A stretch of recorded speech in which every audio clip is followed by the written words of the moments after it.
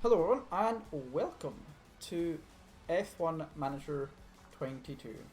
Since I did a hell of a lot of Motorsports Manager and I thoroughly enjoy Formula 1, I decided that I would buy F1 Manager 2022, mainly because I wanted to see how it was. It could be worse than Motorsports Manager, it could be better, I'm not entirely sure. MM was a damn good game and I really wish they would make it an MM2 on the PC, not on the phone, because I think it goes up to Motorsports Manager 4 on the phone, maybe 3. Anyway, let's start, shall we? Formula 1, a sport that spans hearts, minds and nations, where the 20 best drivers in the world come together to take on some of the world's most historic circuits. And that legacy continues today. The 2021 championship was thrilling from start to finish. It was. I thoroughly enjoyed the 2022 is set to be even better. New regulations will usher in an age of pioneering changes. New driving talents alongside returning champions will be dueling it out to the bitter end. The pressure will be on the team principals in the upcoming season as they manage their drivers, their cars, and the whole I love team how this is out to push to victory. at nearly the end of the This season. is not I think a there's challenge only for the 8 races faint-hearted. left. This is Formula 1. So yeah, we'll see how the game is. Okay.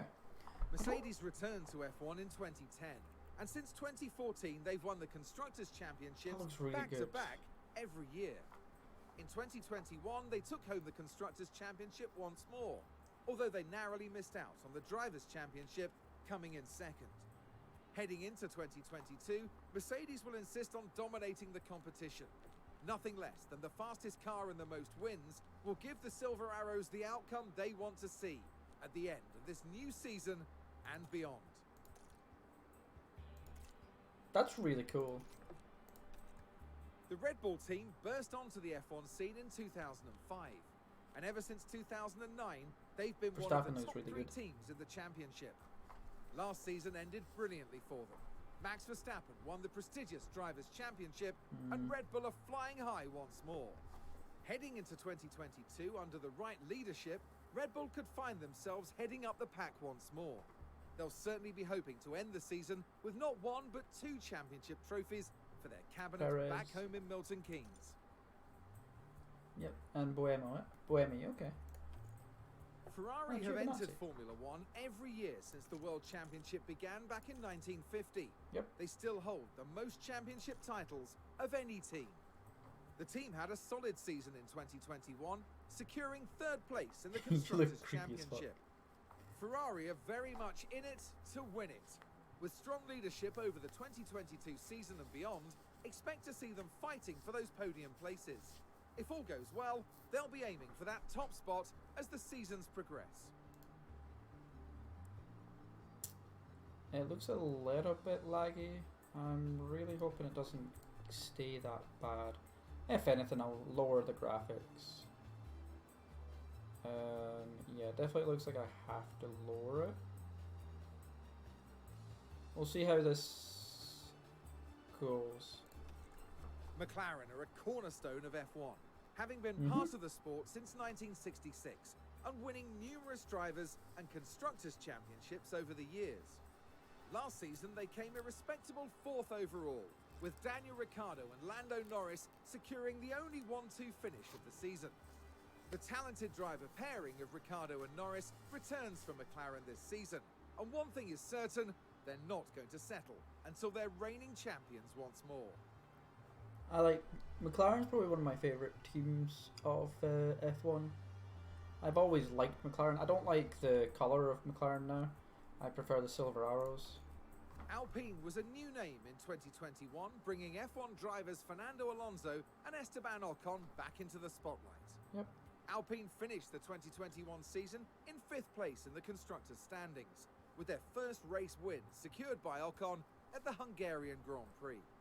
2022 will be a formative season for Alpine as they return with the tried and trusted driver pairing of Alonso and Ocon. Yep. In a few years' time, with the right leadership, they could well become championship contenders. Nah. AlphaTauri have been a name in Formula 1 since 2020. They're renowned for being the proving ground for talented new F1 drivers. Only 2 years. Last season, they ended in 6th overall.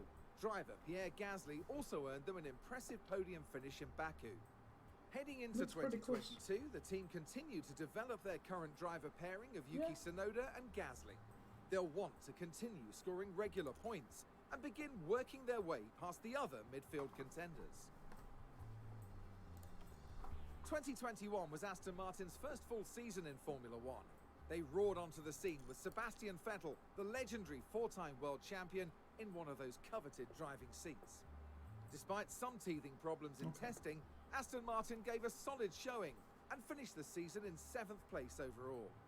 Heading into 2022 with Lance Stroll and Vettel behind the wheel, Aston Martin have the potential to become regular podium contenders.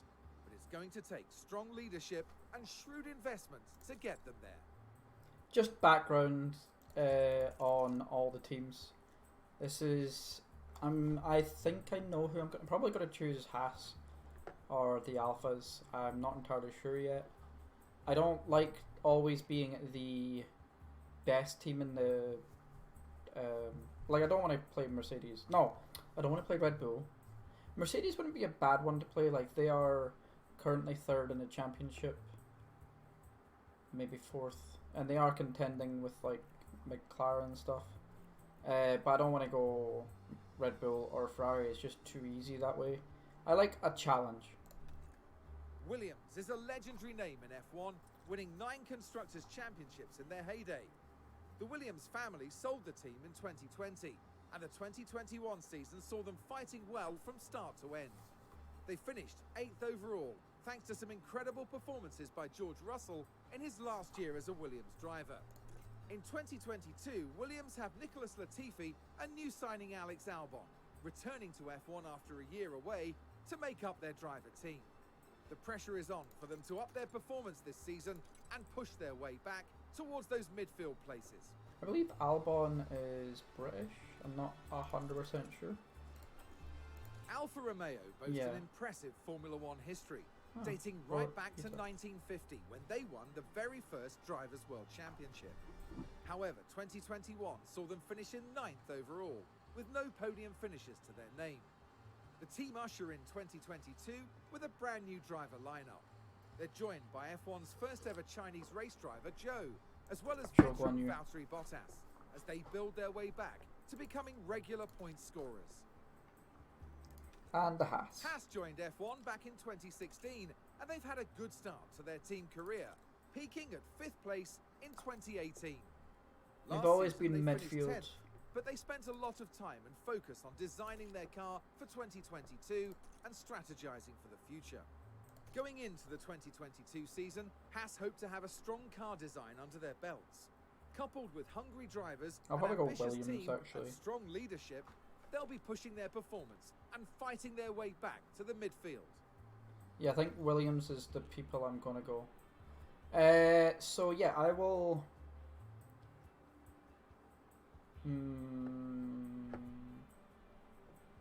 see you all in the next episode. No, let's go continue. Forename. Okay. Idiotic. Altamara. Okay, yeah, I'll see you all in the next episode.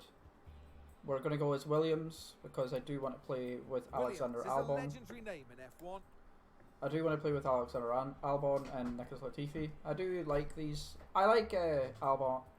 Albon's decent so far. 2021 was asked. I don't like Vettel all that much.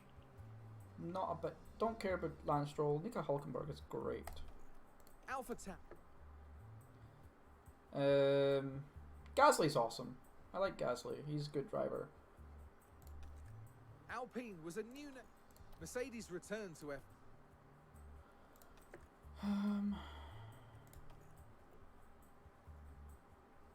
Yeah, I think I'll go Williams. Okay.